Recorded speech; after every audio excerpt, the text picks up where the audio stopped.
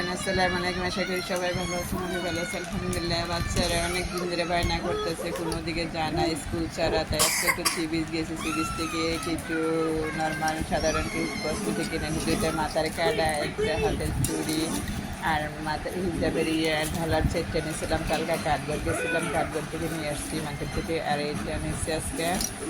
আর স্কুলের জন্য আমি একটা হাত পাখা নিচ্ছি, কিনে নিচ্ছি।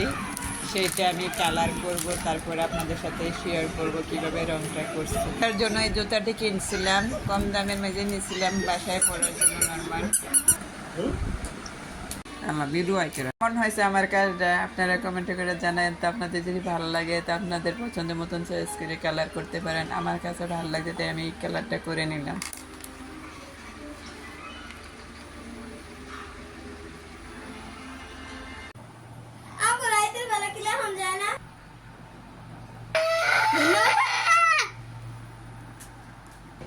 আমি দিছি ধনে পাতা।